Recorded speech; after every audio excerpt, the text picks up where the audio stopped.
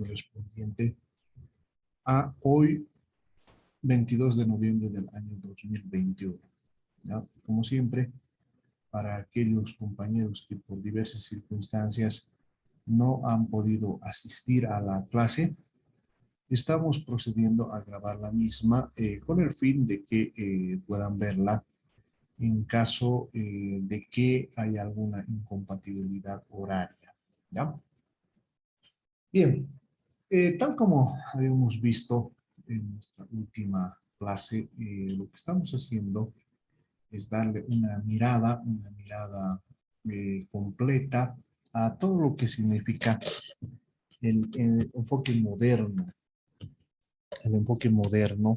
de todo lo relacionado a la teoría del desarrollo, ¿no? Entonces, como hemos ido aprendiendo a lo largo del curso, existen elementos novedosos que podemos encontrar en cada una de las áreas sobre las cuales trabajamos, ¿no?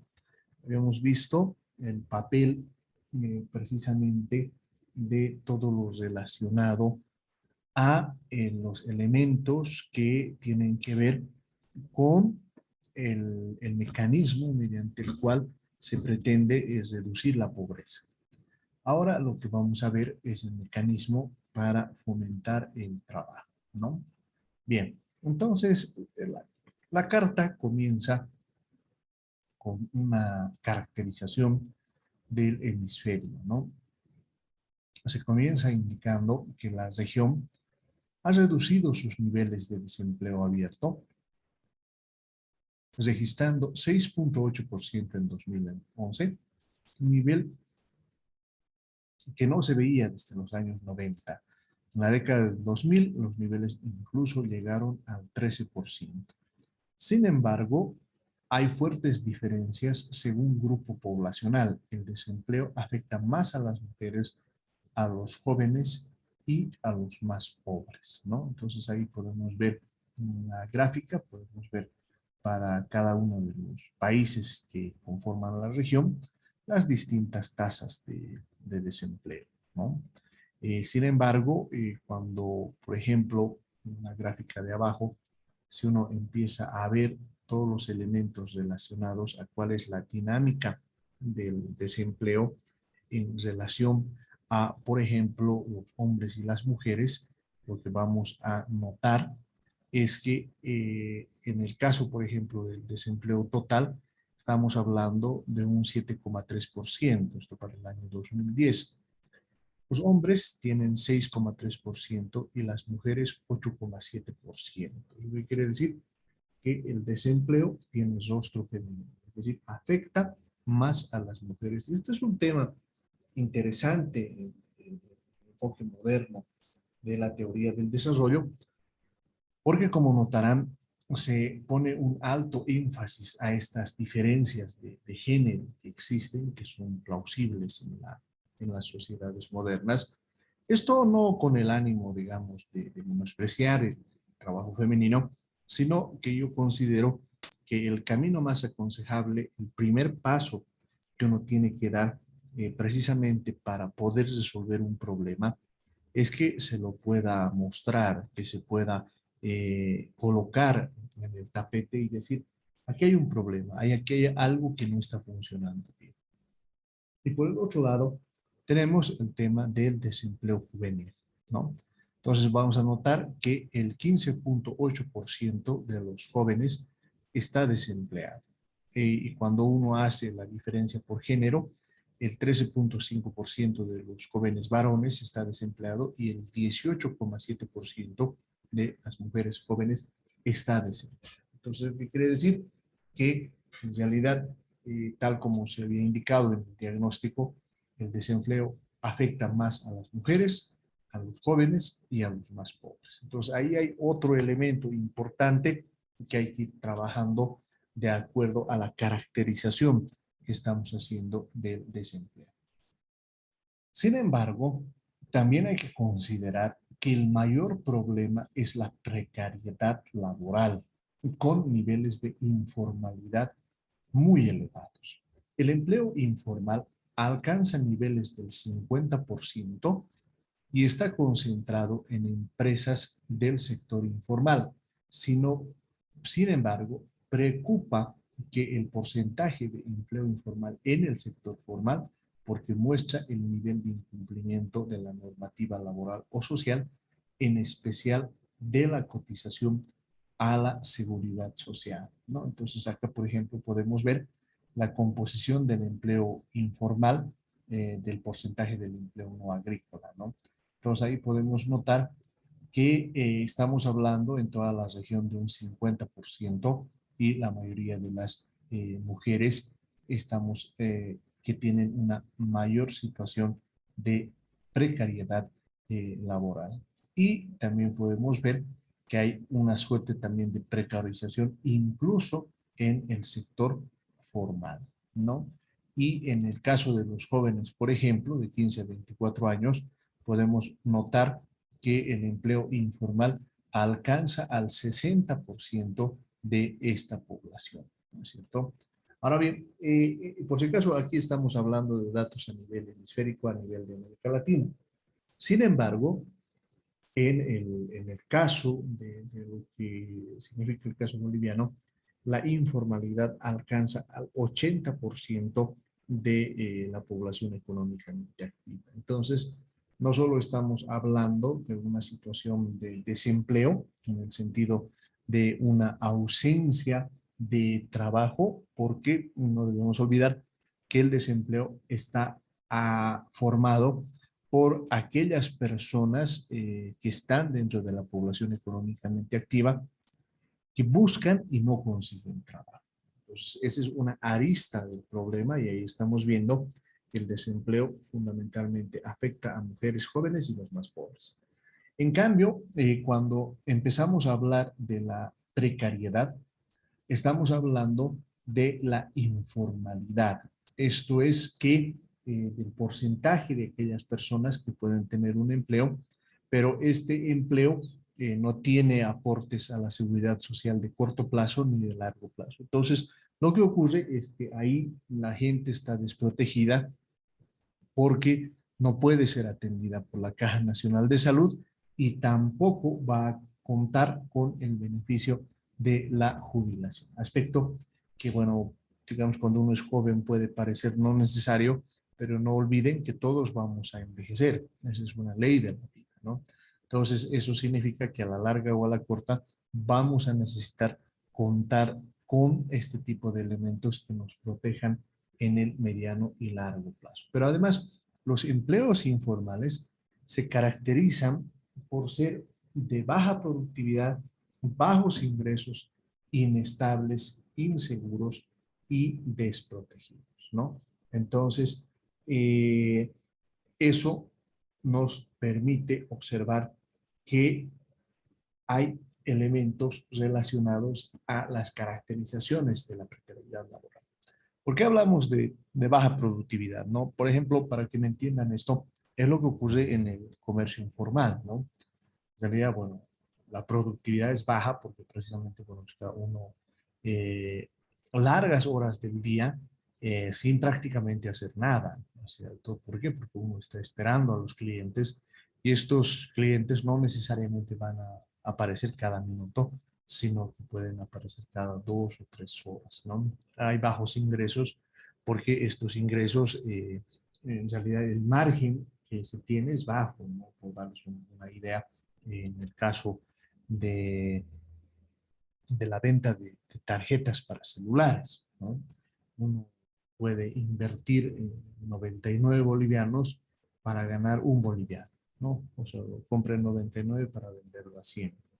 Entonces, solo cuando uno pone más plata, entonces va a tener mayores ingresos, pero eso es peligroso porque, bueno, pues se trata de sumas interesantes, importantes, que permiten generar un muy bajo nivel de retorno, ¿no? Y son inestables porque en realidad, así como uno puede vender todos los días una gran cantidad de cosas, puede ocurrir también que uno no venda nada, ¿no? Son inseguros y desprotegidos porque cuando uno es vendedor callejero, lo que ocurre es que está a merced al viento, a la lluvia, ¿no? Y como son inseguros, porque precisamente no hay ninguna garantía de que si hoy he vendido varias cosas, mañana lo vuelva a hacer, ¿no? Además, es importante que la informalidad afecta más a los jóvenes. 6 de cada 10 jóvenes ocupados tienen empleos informales, ¿no? O sea, empleos informales, por ejemplo, dedicándose a, a atender las fotocopias, a vender, otros trabajos en la construcción, etcétera, ¿no? Entonces, este es el mundo del empleo, es algo tremendamente complicado en América Latina y que nosotros los economistas tenemos que entender cómo funciona para precisamente proponer las medidas que ayuden a que esta situación mejore. También habíamos indicado que la informalidad también afecta más a las mujeres, quienes además reciben remuneraciones menores a los hombres por trabajos de igual valor, por lo que se dice que persiste la brecha salarial, ¿no? Entonces acá, por ejemplo, podemos ver este cuadro que nos indica, son indicadores complementarios y adicionales para el monitoreo de las metas de lo que significan los objetivos de desarrollo del milenio, ¿no? Entonces ahí podemos ver que la tasa de informalidad, por ejemplo, se ha mantenido en niveles de alrededor del 50%, sin embargo, como podemos observar en el cuadro, para el caso de las mujeres es mayor que para el caso de los hombres, ¿no? Ahora, los ocupados que aportan a sistemas de seguridad social, vamos a notar que estamos hablando de alrededor del 50% para estos casos.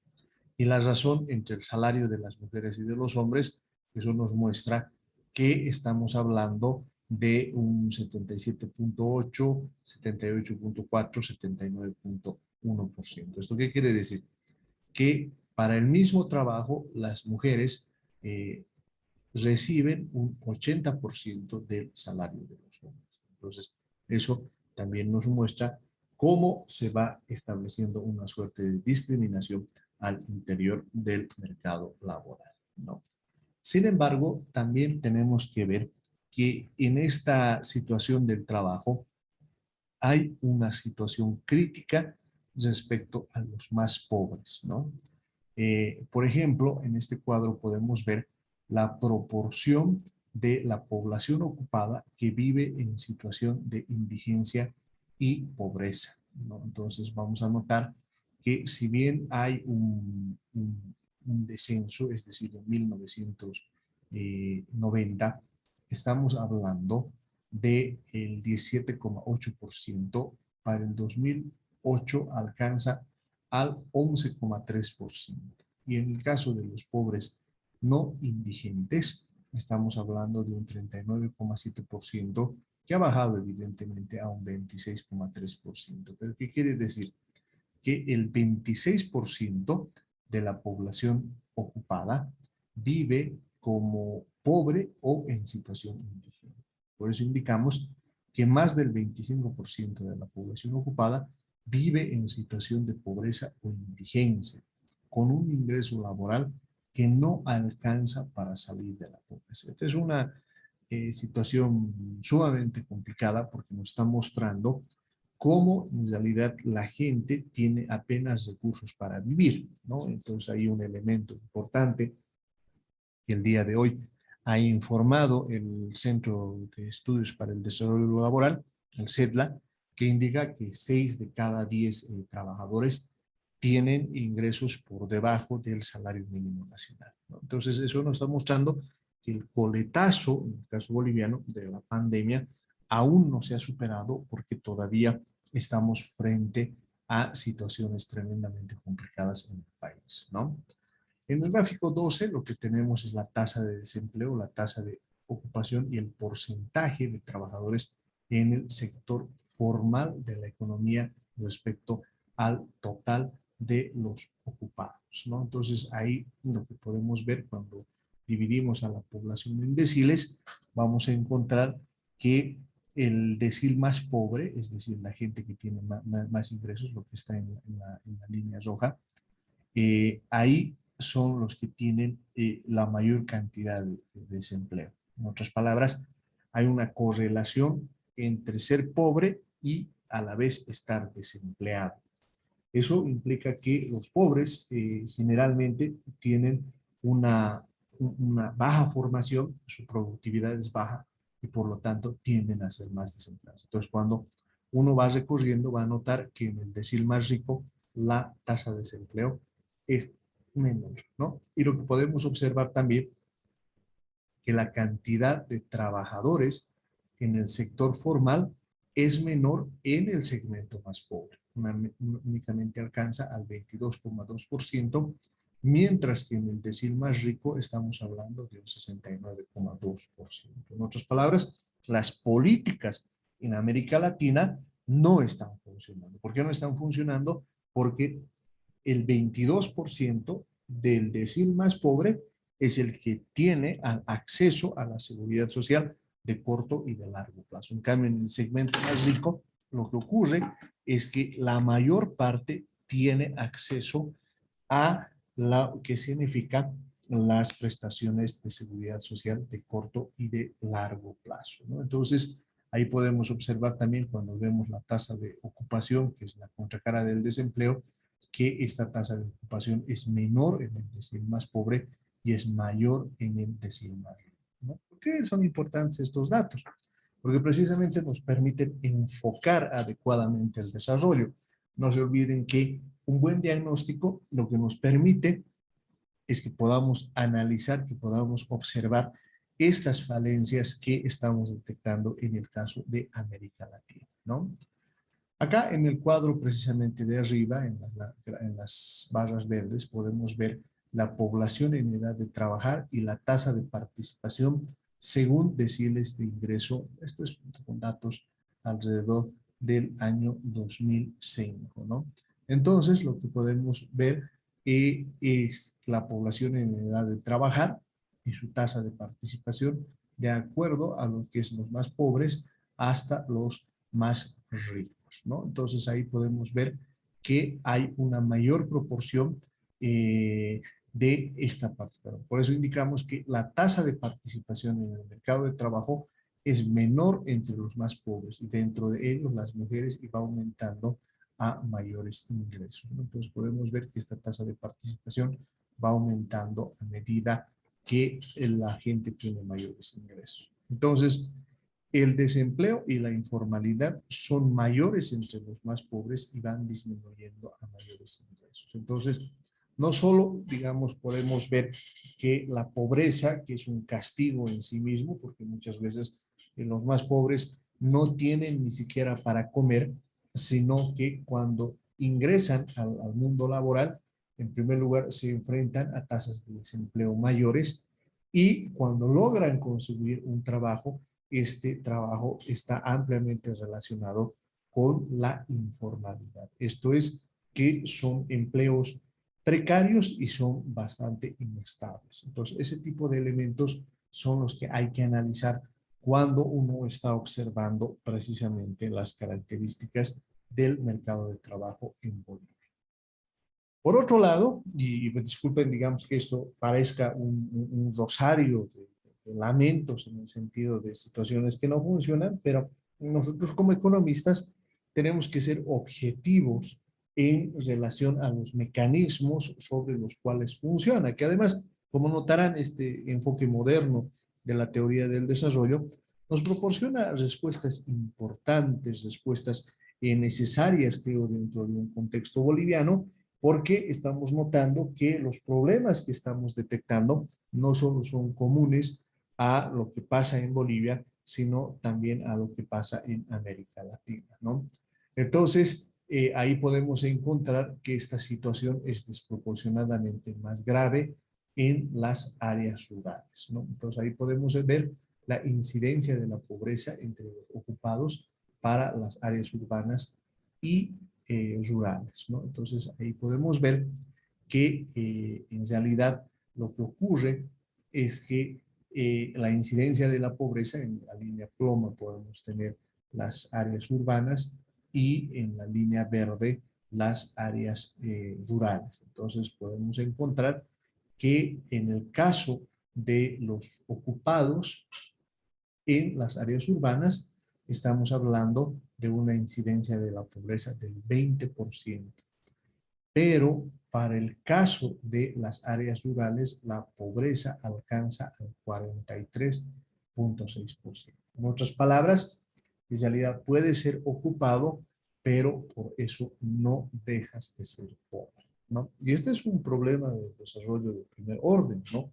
Porque en este caso, digamos, no hacen tanto énfasis en el papel de la inversión, en todo lo que significa la canalización del excedente económico, sino las preguntas, por así decirlo, son un poco más profundas, son preguntas que tienen que ver con aspectos mucho más concretos. En este caso, por ejemplo, el papel o la incidencia de la pobreza que podemos tener en el desarrollo que tenemos en el país, ¿no? Y en ese sentido estamos hablando de un tema sumamente preocupante en relación a estas cuestiones del desarrollo, ¿no? Y noten ustedes que si bien este dato es para el año 2008, en el caso de Bolivia estamos hablando de una situación en que el 35% de las personas ocupadas en el área urbana son pobres y el 73% en el caso del área rural de las personas ocupadas son pobres, ¿no? Si bien estos indicadores han bajado, todavía estamos en situaciones alarmantes, en situaciones preocupantes que hacen al desarrollo del país. Y esos son temas centrales. Entonces, ahí podemos ver que en temas de trabajo hay varios desafíos pendientes, ¿no? Por un lado, estamos hablando de una alta tasa de inactividad juvenil. Para ponerlo en forma coloquial, esos son los ninis, ¿no? Son 20 millones de ninis. ¿Qué son los ninis? Jóvenes que no estudian ni trabajan, ¿no? Fíjense ustedes qué problema más grande. Por esa razón, yo hago bastante énfasis en estos cursos de la importancia de estudiar. ¿Por qué? Porque por un lado, ustedes no son niños, ¿no? Están estudiando. Puede ser que varios no trabajen, aunque, bueno, conozco a algunos de ustedes, sí, evidentemente trabajan, ¿no es cierto? ¿Eso qué quiere decir? Que están trabajando y que están estudiando a la vez, ¿no? Entonces, eso es positivo. ¿Por qué? Porque estamos hablando en América Latina de 6,9 millones de jóvenes que son desempleados, ¿no? Es decir, buscan trabajo y no lo consiguen. Y 13 millones que no estudian ni buscan empleo. Entonces uno podría decir, bueno, ¿a qué se están dedicando? Bueno, se están dedicando pues a ver televisión, si tienen, a pasear, es decir, a perder el tiempo, ¿no? Ahora, ¿por qué es importante discutir esto? Porque en la medida en que logren entrar lo más antes posible al mercado laboral, lo que va a ocurrir que sus posibilidades de desarrollo van a ser pues cada vez más grandes, ¿no? Y de ellos, 2 de cada 3 son mujeres. Es decir, el 66% de estos 20 millones de personas que no están pudiendo trabajar y tampoco están estudiando son mujeres, ¿no? Entonces, el diagnóstico es crudo, ¿no? El diagnóstico es tremendamente complicado porque nos muestra la forma en la que se estructura. Por esa razón, es que yo invito a las damas, y a mí me alegra mucho que haya una fuerte presencia femenina en el curso, bajo cualquier circunstancia, tienen que seguir estudiando. Tienen que seguir estudiando porque precisamente lo que están haciendo, y esto piénsenlo porque a veces uno cuando está en la vida y siente que lo que está haciendo no rinde frutos, piensen en estas estadísticas, ¿no? Estas estadísticas nos están mostrando que precisamente lo que ustedes están haciendo es romper estas barreras para que estas estadísticas cambien, ¿no? Pero ahí no acaba, ¿no? Y en eso hay que ser honesto, en mi opinión, siempre la realidad uno tiene que fijarse, uno tiene que mirarla tal como es, ¿no es cierto? Puede ser que no sea lo ideal, puede ser que siempre pensemos que debería ser de otra forma, pero bueno, sensiblemente así es como funciona y así es como tenemos que entender esta realidad, ¿no? Y ahí lo que tenemos es la situación del trabajo infantil, ¿no? ¿Qué tenemos en cuanto a estadísticas de trabajo infantil? nos muestran que 14 millones de niños y niñas en América Latina, aproximadamente el 10% del total de niños entre 5 y 17 años, de estos 9.4 millones realizan trabajos peligrosos que ponen en riesgo su integridad física y psicológica. Es decir, estamos hablando de 14 millones de niños y niñas que trabajan en América Latina, ¿no? 14 millones. Es decir, el 10% del total de niños está trabajando, ¿no? Por esa razón, cuando uno ve estas estadísticas y piensa en ciertas situaciones idílicas donde los niños prácticamente no están haciendo nada, en realidad esta es una situación tremendamente complicada que está ocurriendo precisamente en el país. Ahora bien, de estos 14 millones de niños que trabajan, 9.4 millones realizan trabajos peligrosos que ponen en riesgo su integridad física y psicológica, ¿no? Basta pensar, por ejemplo, en los niños que trabajan en las minas, ¿no? En el caso del Cerro de Potosí, o, por ejemplo, que puedan tener daños psicológicos, ¿no? Es el caso, por ejemplo, de los niños que trabajan lavando platos, o los niños que trabajan buscando botas, etcétera, ¿no? Entonces, esa es una situación que, por si acaso, de nuevo, no estamos satanizando, no estamos diciendo que sea su culpa, ¿no? Sino lo que más bien estamos llamando la atención es sobre el contenido de las políticas públicas que deberían más bien favorecer a estos segmentos y no perjudicarlos de tal manera que no necesiten realizar este tipo de trabajo, ¿no? Hay también, y hay que decirlo, la presencia del trabajo forzoso. 1.8 millones de personas en América Latina son víctimas de trabajo forzoso, ¿no? Es el caso, por ejemplo, de la prostitución o incluso de situaciones que rayan en la esclavitud, ¿no? Esto corresponde al 9% del total de trabajadores forzosos en el mundo. Ahora uno podría decir, pero ¿cómo es posible que esto se tolere en sociedades modernas, en sociedades donde se ha avanzado bastante en los derechos de las personas? Bueno, esto ocurre porque el alcance del Estado no es tan grande, ¿no? Es decir, pueden existir amplios territorios donde no se pueda hacer cumplir la ley. Por ejemplo, piensen en las actividades ligadas al narcotráfico, ¿no? Hay mucha gente que es secuestrada y obligada precisamente a trabajar en estos casos, ¿no?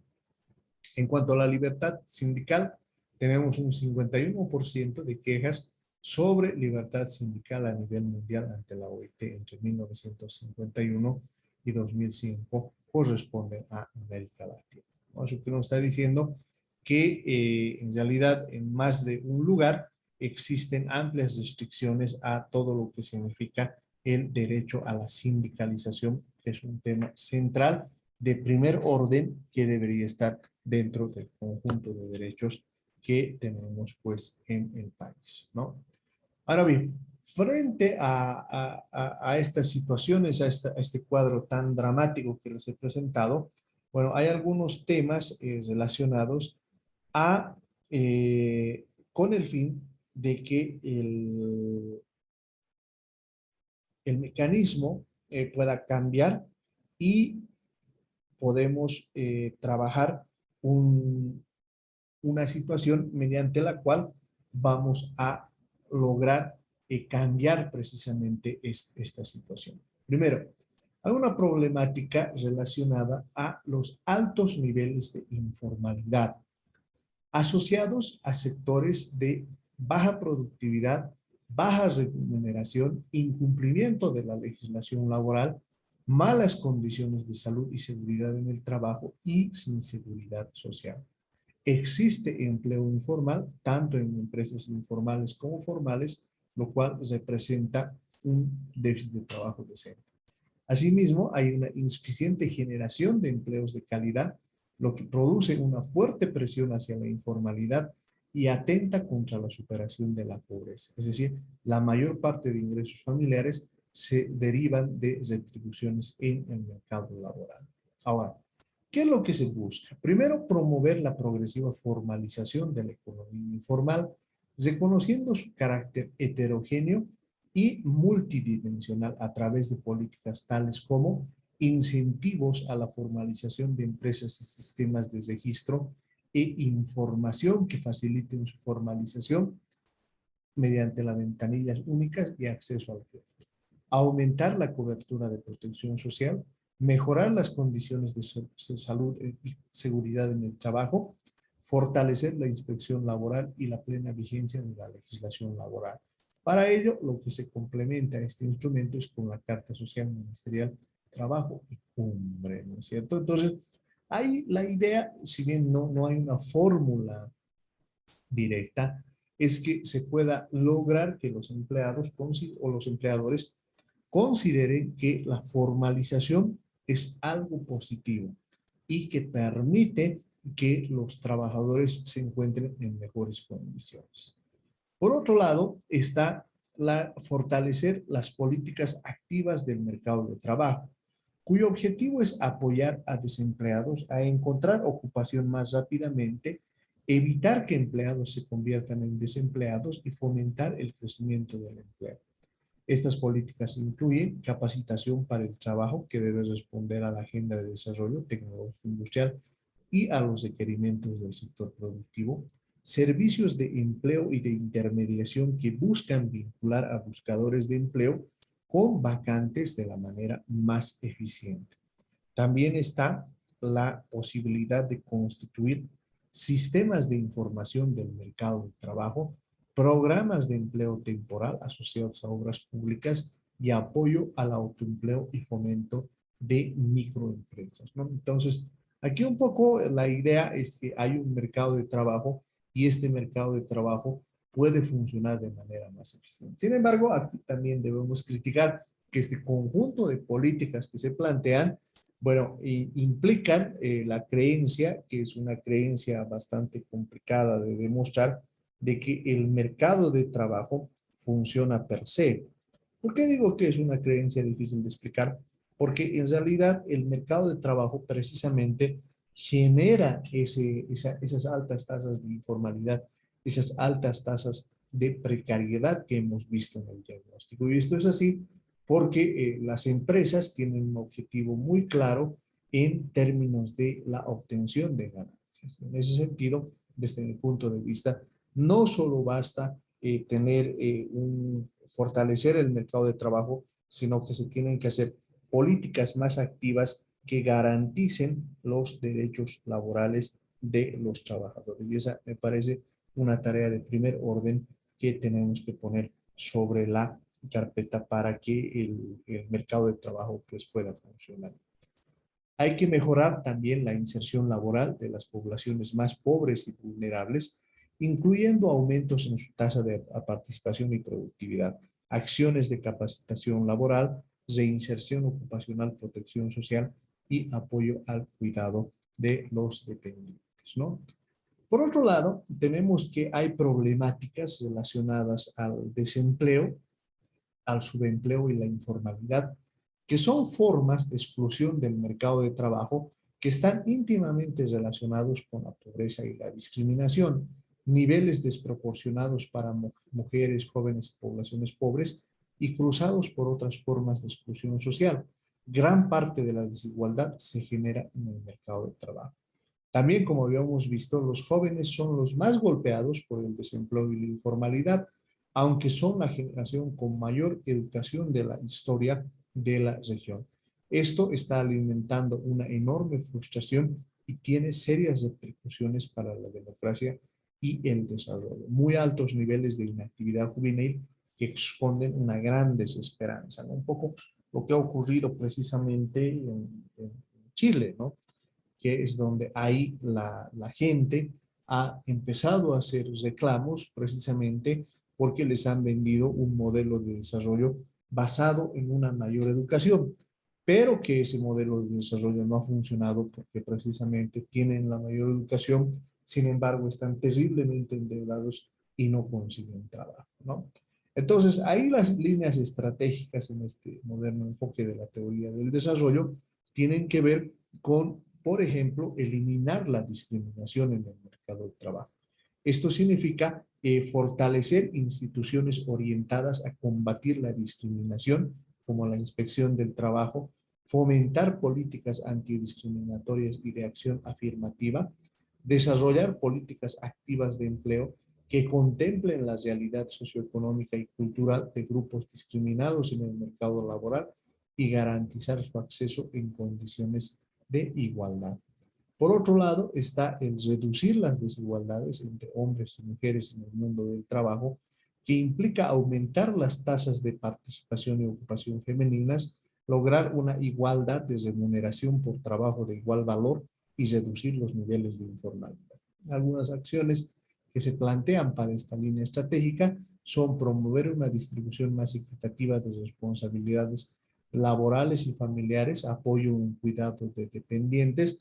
Ahí, por ejemplo, se ha visto por conveniente que incluso el tema de las facilidades que otorga la ley para el cuidado de los bebés se amplíe también a los hombres. Fortalecer la incorporación de la perspectiva de género en las políticas laborales y de empleo y asegurar que los lugares de trabajo estén libres de violencia y acoso en cualquiera de sus manifestaciones. Y para el efecto, lo que se han hecho es promulgar leyes que precisamente permitan fortalecer estos temas. Promover y mejorar la inserción laboral de la juventud. Esto incluye mejorar la calidad y pertinencia de la educación y capacitación técnica y profesional, fortalecer a los servicios de intermediación del mercado de trabajo para lograr que encuentren mejores trabajos más rápidamente, mejorar el acceso y cobertura de la protección social, brindar estímulos a la contratación de jóvenes y fomentar el espíritu emprendedor, ¿no? De tal manera que no solo los jóvenes puedan trabajar únicamente con un empleo formal a la usanza clásica, sino que tengan la capacidad de generar ellos mismos mejores condiciones de trabajo, ¿no? Ahora bien, en cuanto al incumplimiento de la legislación laboral y de los principios y derechos fundamentales en el trabajo, esto es la eliminación del trabajo infantil, del trabajo forzoso, la libertad sindical y no discriminación, persiste el trabajo infantil y el trabajo forzoso en la región y hay desafíos en materia de libertad sindical y negociación colectiva. Para ello, lo que se propone es un cumplimiento efectivo de la legislación laboral y respeto de los principios y derechos fundamentales en el trabajo contenidos en la Declaración de la OIT de 1998.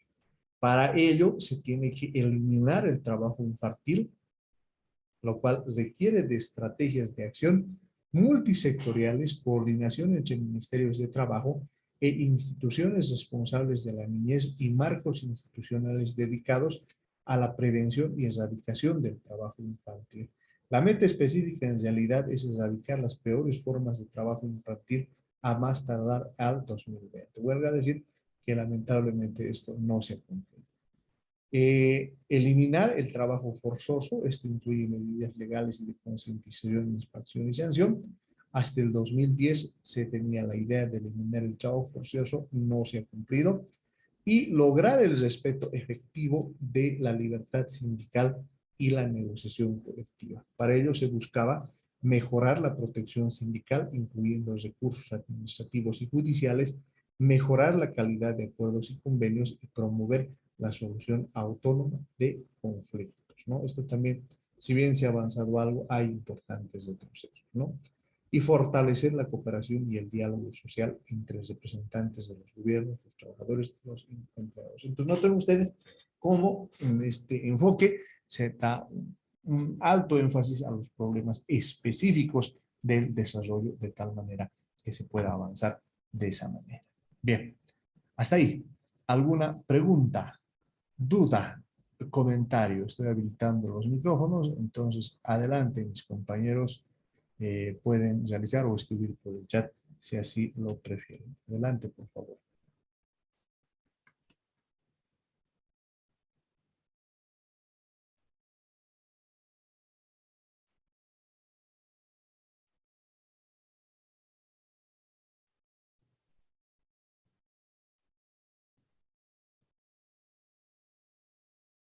¿Todo está claro?